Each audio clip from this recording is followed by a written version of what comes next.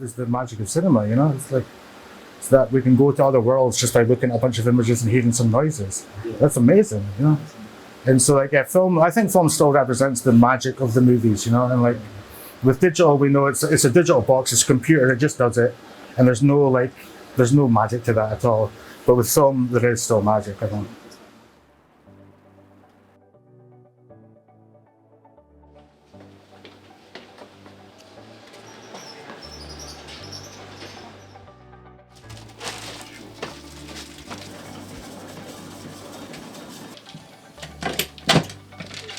I think the first thing I did was, it hit me when I was 8 years old. I was watching Back to the Future Part 2. We were early in the cinema and the lights were all on. And I was just looking around and I noticed a room at the back and there's a man in that room and I was like, he's got to be the coolest man in this building. It's like, that's the best job ever. So like, I had it in my mind that would be a cool job to get.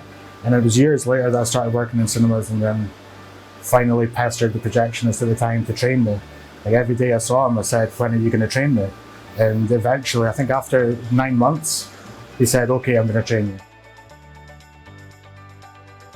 It doesn't take that long to be able to run a show. You know, the basics of lacing a projector, once you know like the size of the loops in the projector and like where the film's supposed to be and the path it's supposed to take, then you can run a film, but there's a lot more elements to being a projectionist, is like looking after the machines, and that stuff takes time, or like learning how to fix problems that you're not going to learn how to fix until they occur. So that can take months for that to happen as well. I was fortunate that when I started in projection, all the screens were 35mm.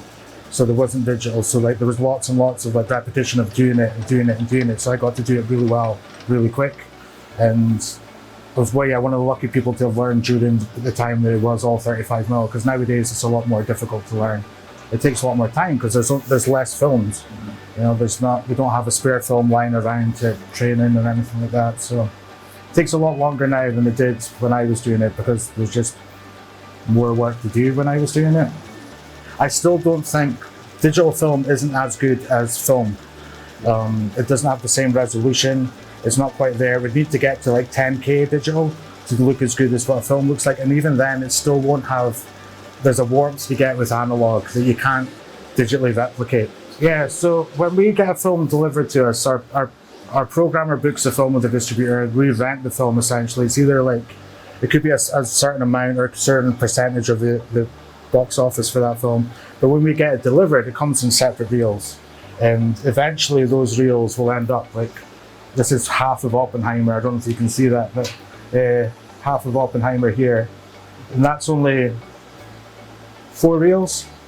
And so each reel is about 20 minutes long. We have to splice them together. If the whole film is longer than like 3 hours, pretty much is the cutoff, it won't fit in one of these in one. So like with Oppenheimer, we put it on 2 different reels and have an intermission in between. So during that intermission, this gets spun round, then it gets laced up again, and it's ready to go.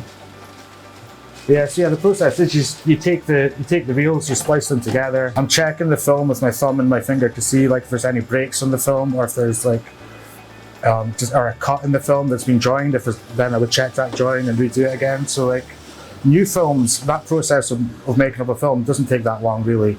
Old films where you've got to stop every like 30 seconds and check and stuff can take hours to make up. And some of those old films, like we do All Night Horror Madness, and they're normally a lot older, those films. And they take a lot of work to put together. Because just like any bad join could mean the film would snap when it's running. And so you just have to rejoin everything. If you've ever seen a film, like 35mm is like that size, right? And that goes to the size of the cinema screen and it looks that big and clear and crisp. That's amazing. It's like, that's still something cool to see, you know? And like it's a magic trick as well, because we're not seeing moving images. It's one of the oldest magic tricks. It's just seeing a series of images that become a moving image. Yeah, it's a flip book. Essentially, that's a massive flip book. It's a slide projector that shows a frame every 24 times a second and flashes that 3 times. Like that's happening all the way going through. And that, along with synced sound, is the magic of cinema, you know? It's that we can go to other worlds just by looking at a bunch of images and hearing some noises. That's amazing, you know? And so, like, yeah, I think film still represents the magic of the movies, you know? And, like, with digital, we know it's a digital box, it's a computer, it just does it. And there's no magic to that at all. But with film, there is still magic, I think.